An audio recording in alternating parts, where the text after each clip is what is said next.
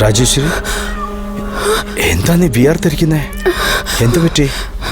കണ്ണടയ്ക്കുമ്പോ എന്തൊക്കെയോ ദുസ്വപ്നങ്ങളാണ് കാണുന്നത്. എനിക്ക് വല്ലാതെ പേടിയാവുന്നു. പേടിക്കണ്ട, നീ മനസ്സിൽ ഓരോന്ന് ചിന്തിച്ചിട്ടാ ഈ വെള്ളം കുടിക്കേ.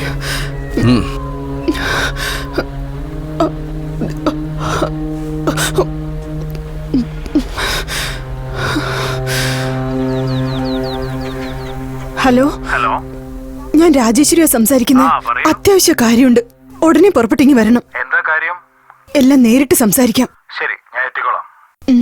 ഓക്കെ.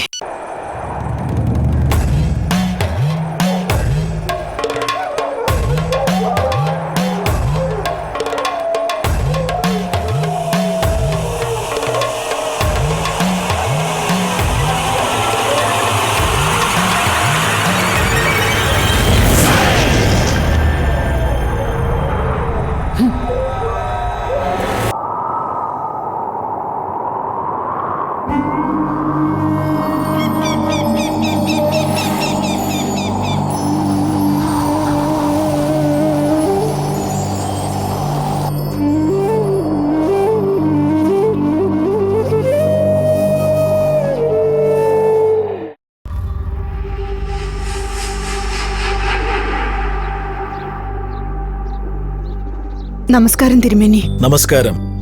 രാജേശ്വരിക്ക് സുഖം തന്നെയല്ലേ? സുഖമാണെന്ന് പറയാൻ കഴിയില്ല. രാത്രി ഒന്നും ഉറങ്ങാൻ കഴിയുന്നില്ല. കണ്ണടച്ച ദുസ്വപ്നം കാണും. നീ ചെയ്ത പാപങ്ങളുടെ ഫലമാണിതൊക്കെ. ശരി, ഈ ഏലസ് വീടിന്റെ ഉത്തരത്തിൽ കെട്ടിക്കോളൂ. ഞാനെന്നാ പൊക്കോട്ടെ. ശരി തിരുമേനി.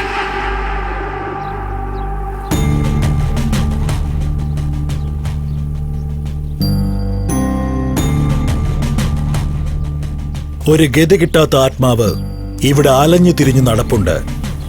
ഇവിടെ നടക്കുന്ന അസംഭവ്യങ്ങൾക്കെല്ലാം ആ ആത്മാവ് തന്നെയാണ് കാരണം.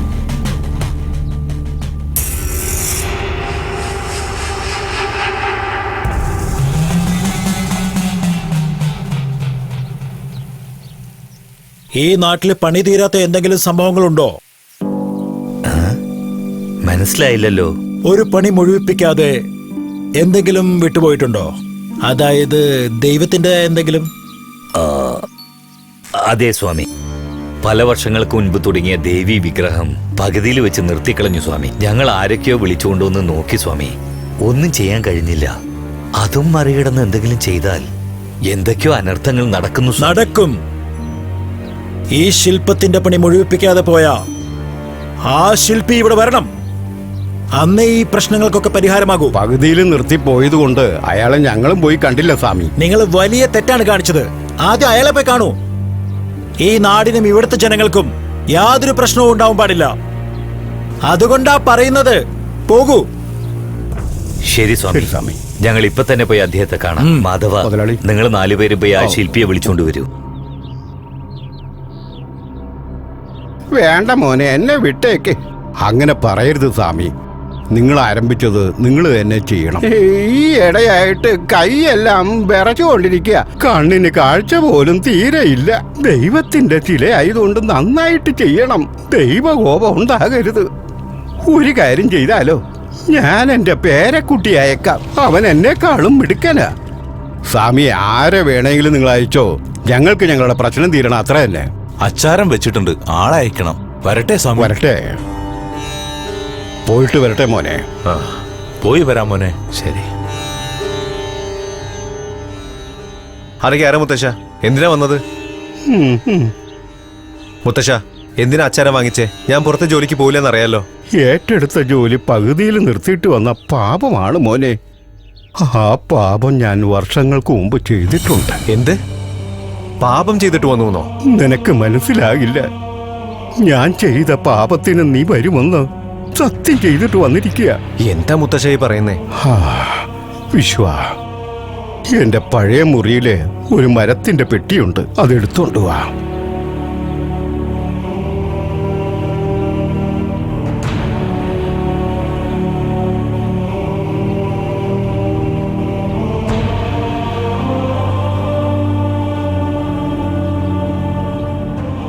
ഇതെന്ത് ശില്പമാ മുത്തശ്ശ?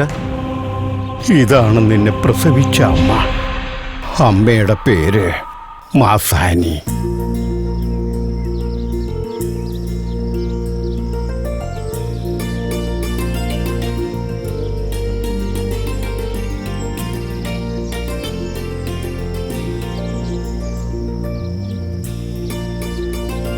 നമസ്കാരം മുതലാളി. നമസ്കാരം മുതലാളി. നമസ്കാരം മുതലാളി. നമസ്കാരം മുതലാളി. എല്ലാവർക്കും സുഖം തന്നെയല്ലേ? സുഖാണ് മോനെ.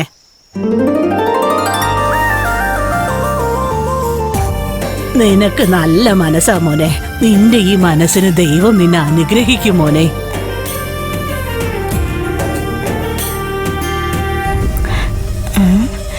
ഇത് കൊച്ചുമുതലാളിയുടെ മോതിരല്ലേ?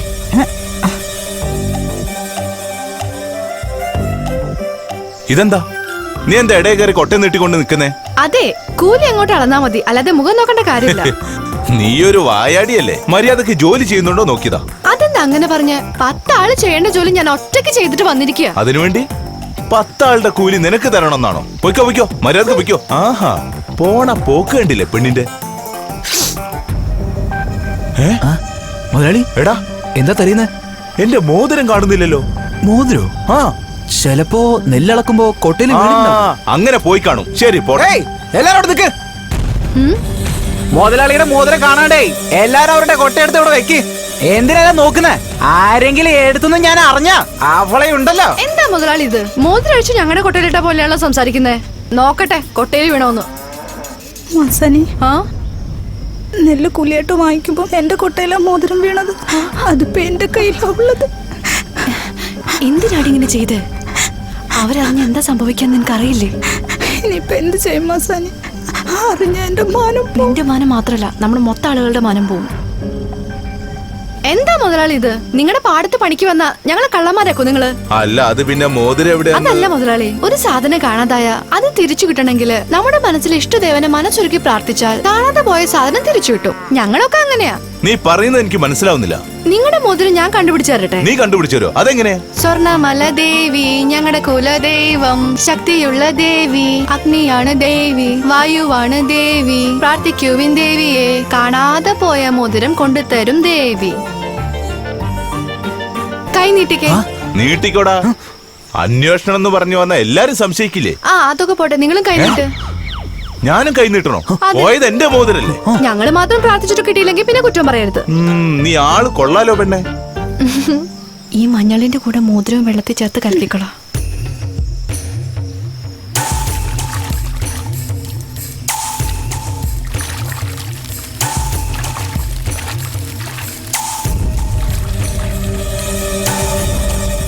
നീ പോയിക്കോ മുതലാളി. ഈ വെള്ളത്തിലൊന്ന് കൈയിട്ട് നോക്കി, മോതിരം കിട്ടും. അതെങ്ങനെ കിട്ടാനാ? കിട്ടിയില്ലേ നിങ്ങളുടെ മോതിരം? മതിയായില്ലേ? ഞാൻ പോവാ. നിന്റെ കൂട്ടരെ രക്ഷിക്കാൻ വേണ്ടി എന്നോട് തന്നെ കളി വേണോ മോളെ? എന്തോ നടാ അന്തം വിട്ട് നോക്കിയിരിക്കുന്നേ. പോയി പണി എന്തെങ്കിലും ചെയ്യും. തലയാട്ടാതിരിക്കെ, അല്ലെങ്കിൽ എണ്ണ കണ്ണിലിറങ്ങും. മതിയർത്തി. കയ്യെന്ന് വിടടാ. നീ ഫോറിനിൽ പോയി പഠിച്ചിട്ട് വന്നൊന്നും വെച്ച് നമ്മുടെ ചിട്ടകളൊന്നും മാറ്റാൻ പറ്റില്ലല്ലോ.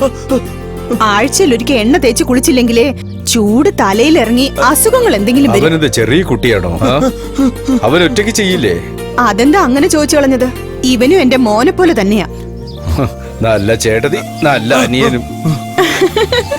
എത്ര നേരം എണ്ണ തേച്ച് നിർത്തിയിരിക്കുന്നു, കണ്ണ് നീറുന്നു. എനിക്കും കണ്ണു നീർന്നു. എന്നാ ശരി, വേഗം പുഴക്കടവിൽ പോയിരിക്കെ, ഞാൻ വെള്ളം എടുത്തോണ്ട് വരാം. നമുക്ക് രക്ഷപ്പെടാം. ഈ സ്നേഹം കാണുമ്പോ എനിക്ക് അതൊന്നും പറഞ്ഞാൽ നിനക്ക് മനസ്സിലാവില്ല. അമ്മയുടെ മുഖം പോലും കണ്ടിട്ടില്ല അവൻ. അവൻ എന്നെ അമ്മയെ പോലെയാ കാണുന്നത്.